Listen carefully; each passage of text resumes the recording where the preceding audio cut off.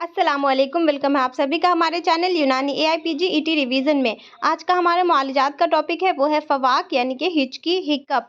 یہ ایک حرکت دافع یعنی جھٹکے دار حرکت ہے جو عموماً مری معدہ اور نواحی معدہ کے آفات و اذیت سے حجاب حاجزہ اور عضلات تنفس میں اچانک تشنج پیدا ہونے کی وجہ سے رونما ہوتا ہے۔ فواق اور آہ میں فرق: فواق میں حجاب حاجزہ اور عضلات تنفس اچانک زور سے سکڑتے ہیں اور جبکہ آہ میں عضلات تنفس میں انقباض خفیف ہوتا ہے۔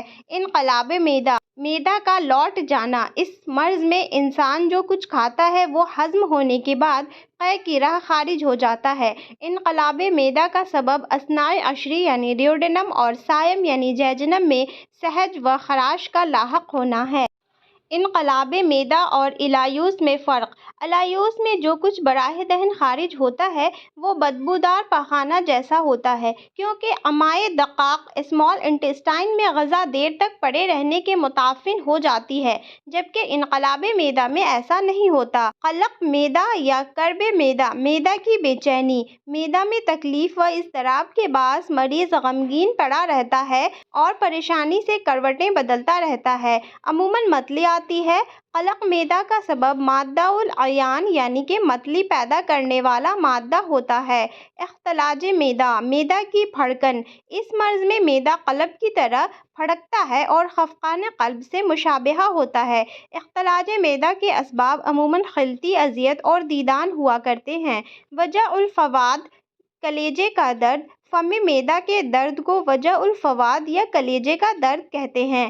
وجع الفواد کو وجع القلب یعنی کہ درد دل بھی کہتے ہیں کیونکہ فواد یعنی فم معدہ کو یونانی میں قلب کہا جاتا ہے۔ جالینوس کا کہنا ہے کہ جب عام آدمی یہ شکایت کرے کہ دل میں درد یا مرض ہے تو یہ سمجھنا چاہیے کہ دل سے مراد فم معدہ ہے۔ فساد غذا اور حموضت معدہ میں فرق: فساد غذا ثقیل غذاؤں کے کھانے کے بعد ظاہر ہوتی ہے جبکہ حموضت معدہ نہار منہ اور بھوک کے وقت پیدا ہوتی ہے۔ ثقیل مطلب وہ غذا جو دیر میں ہضم ہو، وہ غذا کو ثقیل غذا کہتے ہیں۔ فساد غذا بھوک کی حالت میں زائل ہو جاتی ہے جبکہ حموضت معدہ غذا لینے کے بعد ختم ہو جاتی ہے۔ حرقت معدہ یا حموضت معدہ کا علاج یہ ہے کہ 22 ہاتھ کی رگ اسیلم کی فصد کھولیں۔ وغدغہ معدہ: معدہ کی خارش۔ اس مرض میں معدہ کے اندرونی سطح میں جرب کی مانند دانے نمودار ہو جاتے ہیں جن میں خارش پائی جاتی ہے۔ استرخاء معدہ: معدہ کا ڈھیلا ہو جانا۔ اسباب: معدہ کا فاسد رطوبتوں سے تر ہو جانا، معدہ کی ساخت اور معدہ کو سہارا دینے والے رباطات کا کمزور اور ڈھیلا ہو جانا۔ تحلل معدہ: معدہ کی بناوٹ کا بودا ہو جانا۔ اس میں غذا ہضم ہوئے بغیر خارج ہوتی ہے مگر بآسانی خارج نہیں ہوتی، یہاں تک کہ کبھی کبھی حقنہ اور مسحل سے بھی خارج نہیں ہوتی ہے۔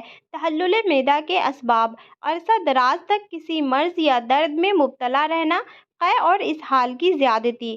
صغر معدہ سے مراد معدہ کی الیاف و رباطات کا سکڑ کر چھوٹا ہو جانا ہے۔ صغر معدہ کی حالت میں غذا معدہ میں نہیں ٹھہرتی اور مریض کا سیدھا ہونا ناممکن ہوتا ہے۔ صغر معدہ کو تشنج معدہ بھی کہتے ہیں۔ جسات معدہ حکہ کا سخت ہو جانا: اس مرض میں فم معدہ اور جوہر معدہ غلیظ مادوں سے سخت ہو جاتا ہے۔